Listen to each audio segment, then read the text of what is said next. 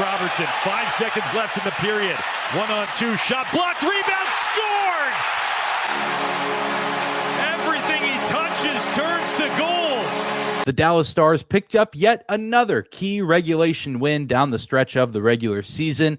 And on today's episode, I'm joined by Dallas Stars senior staff writer Mike Heika to talk about the prolific offensive season that we've seen from the Stars this season. We break down the performances lately from Jason Robertson, Miro Heiskanen, Tyler Seguin, and a few other players. And we also discuss a little bit about the postseason and the expectations we have and what the ideal first-round matchup would be for the Stars. All of this and more coming up on today's episode of the Locked On Stars podcast. Your Locked On Stars, your daily podcast on the Dallas Stars. Part of the Locked On Podcast Network.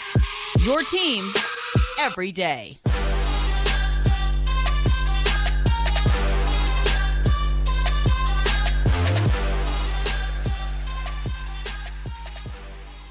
Bing bong. Howdy, Stars fans. Welcome back to the Locked On Stars podcast, the only daily podcast covering the Dallas Stars, part of the Locked On Podcast Network, your team every day. I'm your host, Dane Lewis, your local expert on all things Dallas Stars hockey, coming to you on this Friday, April 7th. And whether this is your first time here or you are a recurring listener, thank you for stopping by and making Locked On Stars your first listen every single day. Remember to subscribe to the show on YouTube or your favorite podcasting platform of choice.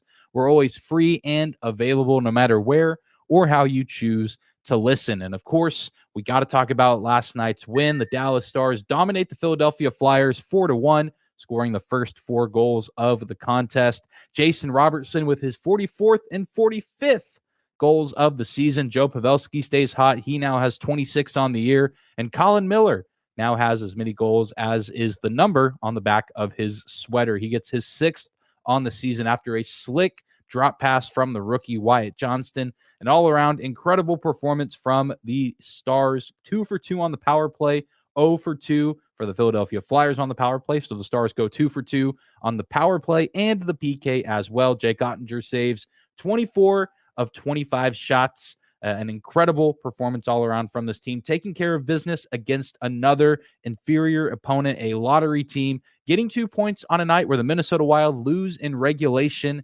to the Pittsburgh Penguins. And at the time of recording this, the Avalanche and the Sharks are currently tied at 1 apiece in San Jose. So we don't know the result of that right now. But by the time you're hearing this, that game has likely gone final. But we know for sure the Stars have surpassed the Minnesota Wild and at least have a 2-point lead over them at this juncture.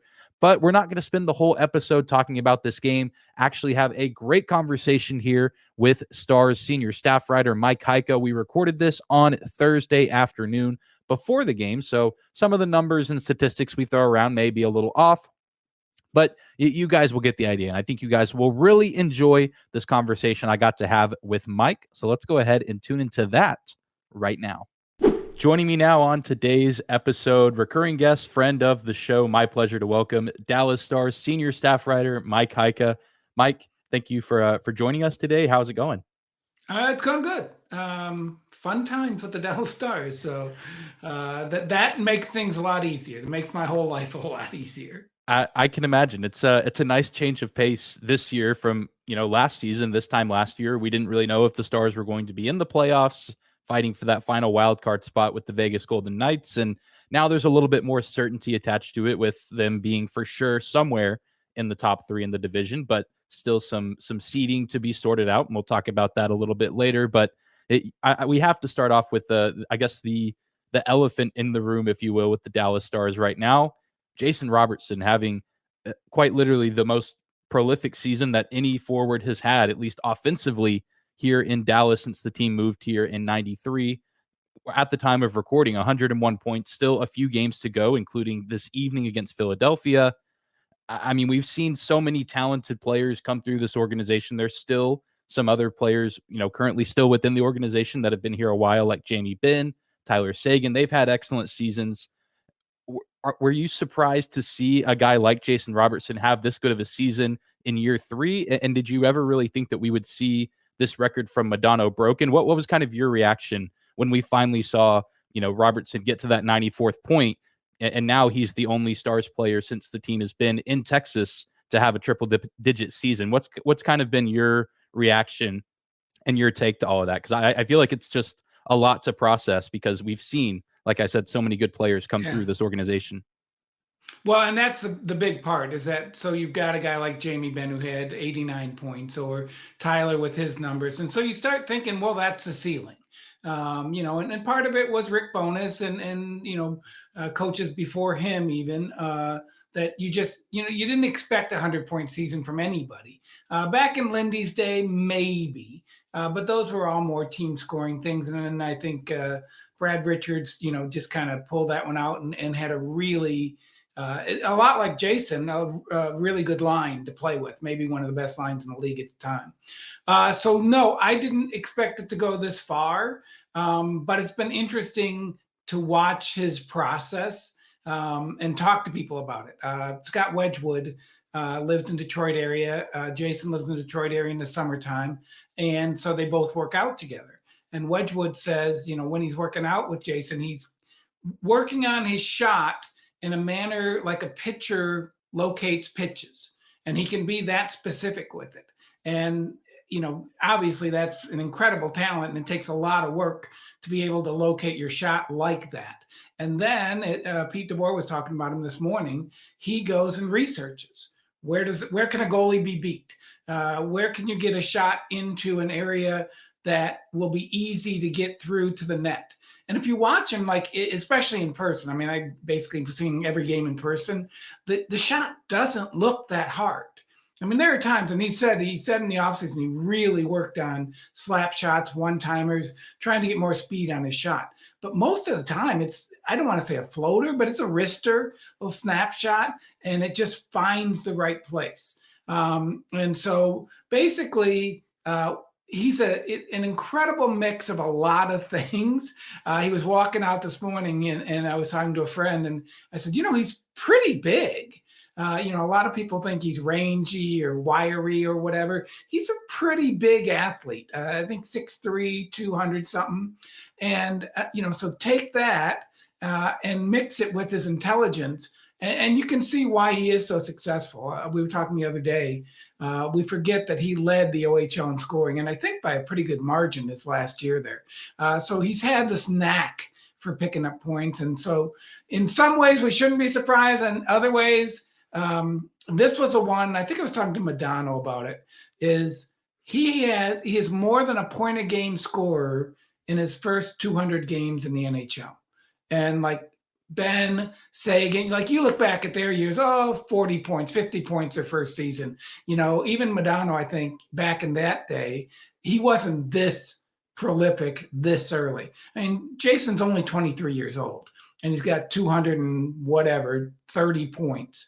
That's impressive. Yeah, absolutely. It's just been, one step after another. He's a Calder finalist in his first season. He scores 41 goals in his sophomore campaign, misses training camp. I know that's been a big thing that even Pete harped on the other night after the game against Nashville, that he's put up these numbers without playing in the preseason, without training camp. Obviously, he's putting in work behind the scenes. It's just not with the team. And so I think that makes it even more impressive. And I think there's some credit to be given to Rope Hintz and Joe Pavelski, who seem to bring the most out of him on a nightly basis. And with this performance, as we've touched on, there's still 5 games left in the season, so still plenty of time to rack up more points and maybe a few more goals. Do you think that this is kind of the peak for Robertson? Do you think he'll I mean, obviously, I don't think he's going to hit a mean decline because, as you said, he's 23, still got plenty of his career ahead of him. But do you think that he can somehow take his game even higher? Because 3 years in, that's all he's really seemed to do. It's just been taking a step forward year after year after year. I mean, do you think that there's more that he has to add to his game? Because like you said, he's working on the shot strength. He's not necessarily not a bad skater, but he's no Rope Hintz, no Miro Heiskanen. I mean, where else does he take his game from here? I think a lot of it is mental for him. He's a really hungry player. Like when you talk to him, he's thinking about this stuff all the time. It's funny, we ran a little video on the website about them picking, the players picking who they are going to win the Masters. Mm-hmm. And so they're going through and basically every player has a guy. Like they're talking to the Finns, they understand that they have a guy. They show Robertson, and Robertson goes, like, I don't care. It's that thought process of, here's the Masters. Every hockey player cares about the Masters. He doesn't. He cares about scoring his next goal. So that mental part of it is a huge thing for him. He always is trying to get better. In the short term, I think the biggest thing for him is to have a great playoff. Last year, he was just okay. And I think he was disappointed in himself that he wasn't better in the postseason. So in the short term, I think if he can do that, that'll be a huge step forward in his mind. And then, like I said, that he's a point a game scorer already. If he just keeps that up going forward, who knows what can happen. And Daryl Ray always says, the league is changing. I mean, you've got a Connor McDavid with 150 points now. So does that mean that Jason can have 120? Doesn't seem out of reach. It seems like it's right in his capabilities, especially if he gets started and, has that goal. And like, he had some slumps this year. So if he can iron out the slumps, I definitely think he can be even better. We have more with Dallas Stars senior staff writer Mike Heika just around the corner. But first, I want to say thank you to some of our sponsors, including Indeed. When you're drafting your fantasy team, do you ever wish you could handpick the best stars for your business team? If you're building a talent roster, you need Indeed. Indeed is the hiring platform where you can attract, interview, and hire all in one place. So don't spend hours on multiple job sites looking for candidates with the right skills when you can do all of it with Indeed. Find top talent fast with Indeed's suite of powerful hiring tools like matching assessments and virtual interviews. Indeed knows when you're growing your own business, you have to make every dollar count. That's why with Indeed, you only pay for quality applications that match your must-have job requirements. Visit Indeed.com/lockedon to start hiring now. That's Indeed.com/lockedon. Terms and conditions apply. Cost per application pricing not available for everyone. Need to hire? You need Indeed. Yeah, it'll be exciting to see where he goes from this point. And you throw in this summer, he'll be at training camp. He'll have that time with the team to get prepared. And you expect the roster to look a little bit different. So there's more time to mesh with teammates and moving from the offensive side to the defensive side. Miro Heiskanen also having arguably his best season of his career. He's right on the tails of surpassing Sergei Zubov's record for the most points scored in a single season for a Dallas Stars defenseman. I believe only 3 points behind from tying. Is this a season that's kind of, that the offensive production from Miro, is it a result of, he's finally kind of broken through as a player? Do you think it's a product of Pete DeBoer and his system and how the power play is functioning? What have you seen that has caused Miro Heiskanen to kind of have this breakout season, especially here in the second half? I mean, the month of March, he was maybe the best defenseman in the league, not named Erik Karlsson. Yeah, I think it's all of it. It's funny because everybody brings up the Norris conversation, and he certainly deserves to be in that conversation. But his points just were never there, even like you said at the beginning of this season. And I think I even said in one of the interviews or whatever, he just might not be a Norris type defenseman because he just doesn't get the points. And all of a sudden he's gotten to that. I keep going back to the playoffs. So in the bubble, he had, I think, 25 points in 27 games and showed that the hint of what he could be. But that was, a while back. And then now, last year he trended it back into a 36-point defenseman. And you kind of just shrug your shoulders and say, well, maybe he's just not that guy. But a lot of things have come together. One, John Klingberg left. Nothing against John Klingberg because he's a fantastic person and athlete, but he had that arrogance of he wanted to be the best. He wanted to be the center of attention in the room, and he sucked up a lot of the air. Miro's personality is more sit back and let other people take charge. And so now that John's gone, Miro has to take charge, and I think that's been a good thing for him. Two, Pete DeBoer has always pushed the defenseman to activate, to get in and get involved in the offense, whether that creates points or just, helps other players score. And so if you look back, Brent Burns, when he was San Jose, that's when he took his big step forward in scoring, was when he played in Pete DeBoer's system. And then 3, that power play is great. It's so funny. I love Tyler Seguin. And I talk to him a lot just because he's easy to talk to. And on 4 or 5 occasions, he's going, well, they do play for that unit because he's not on the top unit. And so it's almost like jealousy, like when he's talking about Robertson, he's talking about Jamie, having his big comeback here, talking about Miro, he goes, well, they all play on that unit. And that unit is pretty darn good. So the fact that Miro is directing that, the fact that he has Robertson, Ben, Pavelski, Hintz to play with on that unit, that's been a big push too for him scoring. But it's been incredible. I did not expect it. I did not expect him to come through with that many points that quickly, because you're talking, he doubled the scoring from last season. You expect an increase, but not that much of an increase. Definitely. And maybe Tyler Seguin will be the beneficiary of that unit tonight. I know Heiskanen Hintz is a game time decision against the Flyers. Yeah. So maybe he'll get to hop up there on that unit and reunite with Jamie Benn and maybe pick up a few more points. And it's interesting you bring up Tyler, because I want to talk about him too. Obviously, he's a talked about player amongst the Stars fan base, whether good or bad. I feel like this season it's been mostly good, because the production he has been there when he's healthy. He's obviously missed a few games, especially recently with that cut on his leg. What's kind of been your take on Tyler this season? Obviously, he's getting paid a lot of money, and maybe you from an outside perspective, you can look and say 20 goals, 26 assists, not what you want for a guy making that much. But I feel like when I watch him, he's still playing incredibly hard, and he also has not had the luxury of consistent line mates. I know he's kind of been moved around and placed with different guys. Do you think that factors into the production at all? Yeah, definitely. So in the game the other night, it was a little bit loose at the end, but the pass from Robertson to Seguin for the goal, you're like, holy cow, what if those two played together all season? They had some kind of chemistry there. And so you look at what Tyler's done, and I have a great amount of respect for him because of the injuries and because last year, almost defensively, emotionally defensively, he became a gritty player. He went to the front of the net because I don't know if he didn't trust his one-timer, if he didn't trust his legs, but he stopped trying to be a scorer on the rush. He stopped trying to be a one-timer from the left circle on the power play. He just started to play ugly hockey. And he got 20 goals and did a good job. But it was interesting that he would change that much of his game from what was so successful for so long. And at the beginning of this year, when he started skating, I think we saw, hey, he's feeling better about himself. He's trying to score on the rush. He's trying to score with a one-timer. And so now I think you look at him and he does have elements of the grit that he learned from last season and, the quicker, more offensive-minded player that he was early in his career.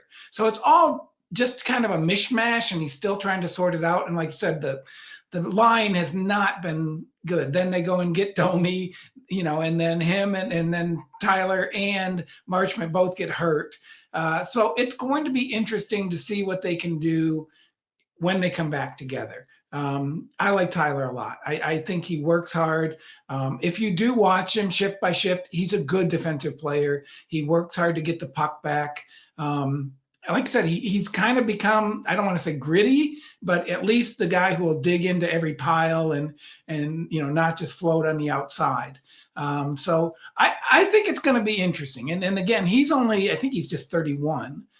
So he has, if his body will cooperate, and, again, if a Stankoven moves in next season or whatever, it will be really interesting to see what could happen if he's the guy playing with the next phenom, because I think Jamie's been helped a lot by Wyatt Johnston. If Stankoven comes in and then ends up on a line with Seguin and whoever, then that could be really good for Tyler. Yeah, and a lot of fun, just given what Stankoven has done this season in Kamloops. It looks like we have a repeat of Wyatt Johnston potentially on our hands with his breakout season. And maybe, you throw a Max Domi in there or Mason Marchment. I really liked how he was playing up before his injury, and excited to potentially see that line get reunited. Marchment, Seguin, Domi in the postseason. So I think they had some good things going before Seguin and Marchment have both missed some time with injury. And the postseason right around the corner, as we know. And the Stars, like we said, have a top 3 spot locked up, but still in a race for the top spot with the Wild and the Avalanche. Who do you think would suit the Stars best for a first round matchup? Either it's going to be one of those teams or a team down in the wild card. It's looking like either Seattle and Winnipeg, Calgary, Nashville, technically not eliminated yet, but I know it's quite the climb for them. Who would you want to see the Stars match up with in the first round, just in terms of it being a favorable matchup for the Stars? In a perfect world, I think Seattle's the perfect, because one, you start at home, which I think would be a good thing for them. Two, you're playing a team that has never been in the playoffs before. And three, I think they have a huge advantage in goaltending there.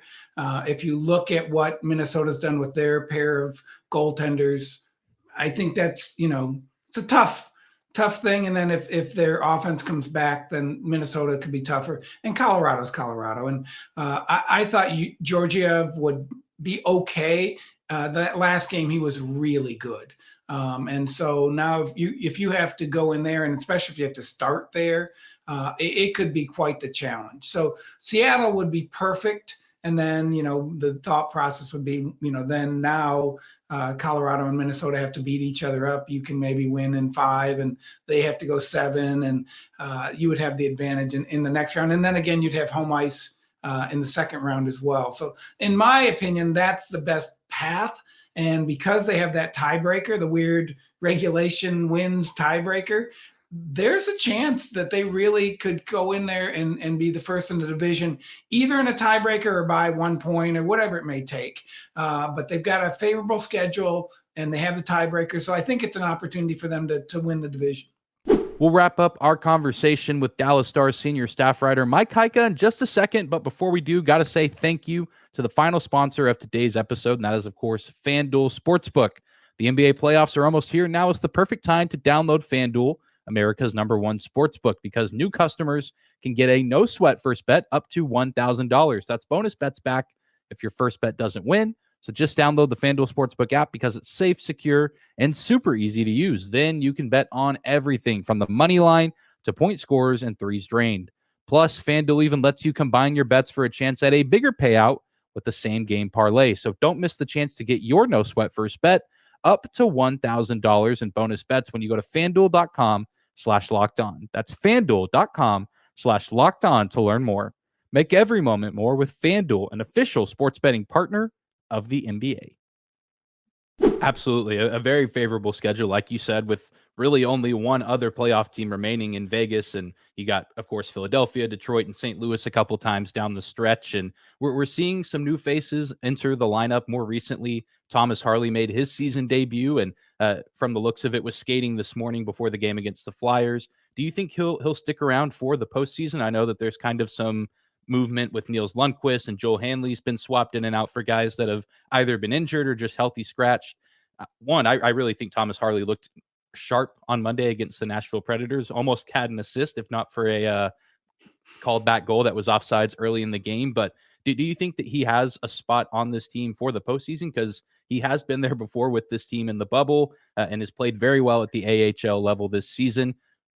Is there any insight there? I know that he's been at practices, and you guys have spoken with the coaching staff at morning skate and things like that. What's kind of the timeline for Thomas Harley, if you will, for the rest of this season?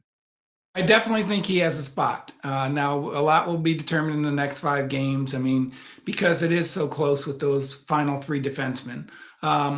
But he was really good against Nashville. And then the words of both Jim Nill and Pete DeBoer is that he overcooked in the minors, that they really thought he could have come up in January or February, but there were no injuries and there was no cap space. And, it's funny because all the call-ups for, call-up, sent down for the forward group, Harley just couldn't get called up because, they really couldn't send anybody to the minors. So they had to, carry 8 defensemen. They just didn't have the spot. So what he's done down there, they are very impressed with.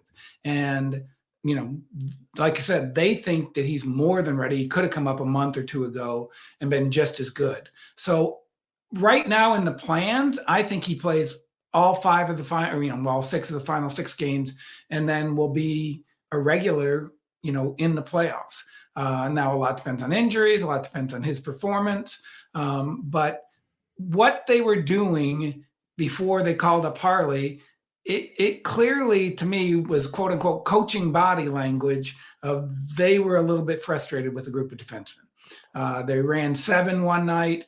They wouldn't put Lundqvist back in. When they put him in, they'd pull him back out. So whatever Nils is doing or however they're seeing him, it's not what they want. Joel Hanley's fine. And he's good at what he does. But again, if you have an option that's better than Joel Hanley, then you might as well use him. And I believe that they believe that Thomas Harley at this time is better than Joel Hanley. So there's an opportunity here for him to really come in and make an impact, take a big step in his career. Absolutely. I agree with you 100%. I thought he looked great against the Predators and excited to see what else he can do this season. Excited for the postseason in general. I personally am just kind of at the point where the regular season has its moments, but the playoffs are so close. And that's really, doing what we do, what you live for, covering these games that are intense. Every single shift matters. And of course, the goaltending, so important. Jake Ottinger, been a backbone for this Stars team this season. I feel like it's easy to say he's the most important player for this team going into the playoffs, just with what he did last year and what he's done this year. But if you take him, out of the answer bay here, you can't use him as an answer. Who, from your eyes, is the most important player on this Stars team for the playoffs? So we've talked about Jason, we've talked about Miro. You think it's one of those guys or somebody else? If it's not Jake Ottinger, which it is, who would be right behind him as the most important Stars player going into this postseason? Well, I'm 100% with you in that it is Jake Ottinger. But aside from that, because they have such scoring depth, I go with Miro, because you can make the argument that the Stars defense is a number 1 defenseman, a number 2 or 3 defenseman in Essa, and 5 number 5 defensemen or whatever. They are good. I think as a group, they're fine. But Miro clearly is the leader of all that. And what Pete DeBoer wants to do is move the puck out of the back end. So a ton of that is going to fall on Miro's shoulders. And if he can just play his game, as he likes to say, I just play my game, and it's funny, it frustrates us. But then when you start looking into it, that is what he does. He doesn't try and do too much. He plays his game. He skates the puck. He reacts to how things are going. I don't think he overanalyzes himself, which I think sometimes that can get you into trouble. And so, in my opinion, he is the key to the puck possession part of the team. And the puck possession part of the team keeps the puck in the offensive end and out of the defensive end and helps Jake Ottinger and helps the forward score goals. So Miro, to me, is the biggest key to everything. Yeah, I think I'm leaning that way, and I've seen arguments for several other players as well. And I think at the end of the day, it's going to be a team effort. And I feel like last year, is as good as the team was in some games against Calgary, it was Jake Ottinger winning those games that they did win, or at least keeping them in those matchups. And so if he can get some insurance scoring like he's gotten so often this season, I think that this team has a really good chance to, make it past the first round. And if you can somehow avoid a matchup with either Colorado or Minnesota, I think things could maybe, look promising for this team. Of course, there's some good squads out in the Pacific as well. And then, of course, the Eastern Conference is its own animal, but the Stars won't have to put up with that until the very end if they get there. But that's going to do it for this interview today. Mike, thank you so much for joining the show. And we'll hopefully have to have you back on again sometime soon, maybe even during the playoff run. I would love that. It's always fun. It's funny. I was talking to Chuck Carlton, who was a former Stars writer who now is joining the Morning News. And I was just talking about, whatever we can do to get more, interest in this team, because they deserve it. Yes. You hear so much talk about the Mavericks, and the Mavericks are their own beast. But you look at what the Stars are doing; they're doing things the right way right now. So I definitely think it would be nice for a nice playoff run, and people start caring about them. Yeah, and I think this is a good time too. Dare I say, this is kind of maybe the start of what you could consider a championship window with the a lot of the guys that have been extended, and Stankoven on the way, Maverick Bork, and Chase Wheatcroft, who the Stars just signed not too long ago, is it WHL? He's the guy behind Connor Bedard. I think that's correct. So, I mean, this seems like the right time to, if people aren't interested in Stars hockey, to kind of start learning the sport, start learning the team. Because a lot of the the current faces of the team, I think, are going to be the face of the team for a while. Yeah, and it was funny because we always talk about the defense. So Miro's 23, Harley's 21, Lundqvist is 22, and then I think my guess is they move Bixell in next year into the minors, and like they just have a good pipeline of young guys, and they have to come up and they have to do it. Even Stankoven, he has to make that step like Wyatt did. But you get pretty excited about this. Could be a team with a bunch of 20-somethings in a year or two. And that's pretty fun. Absolutely. And then you mix that in with, Jamie Benn, Tyler Seguin, Joe Pavelski, who still finding ways to contribute. And it seems like you look at historically teams that have gone far in the playoffs that have won championships, and it's kind of that mix of veteran presence, veteran domination, but then also, the young guys that can come in and use speed or, finesse, skating, whatever it is. And so it's a very, very exciting time. But thank you so much again, Mike. And I'm looking forward to doing this again soon. All right. We'll talk to you soon. Again, thank you to Mike Heika for coming on today's episode. I hope you guys enjoyed it. If you did and you're watching on YouTube, let me know in the comments down below. And also, if you're listening on audio, and you enjoyed it, let me know on Twitter as well at Dane_Lewis, or you can find our show at Locked On Stars on Twitter as well. Thank you guys for tuning in and making us your first listen of the day. Remember to hit that subscribe button, follow us on your favorite podcasting platform or on YouTube. We're always free and available no matter where or how you choose to listen. We'll be back here on Monday talking about Saturday's game against the Vegas Golden Knights, and then we'll be getting ready for the Dallas Stars' first and only game in Detroit this season. They only have a small handful of games left. Saturday against Vegas, Monday against the Red Wings, and then Wednesday, Thursday, back-to-back against the St. Louis Blues, first in St. Louis, and then they will head to Dallas for their final regular season game. And then it's playoff times, y'all. It's going to be exciting, a intense stretch here. Some of these games maybe not super meaningful in terms of opponent, although that Vegas game is pretty darn important. But you got to win these games. You got to find a way to keep picking up points and get all the momentum that you can heading into the postseason. But I hope you guys have a wonderful weekend, and we'll see you right back here on Monday.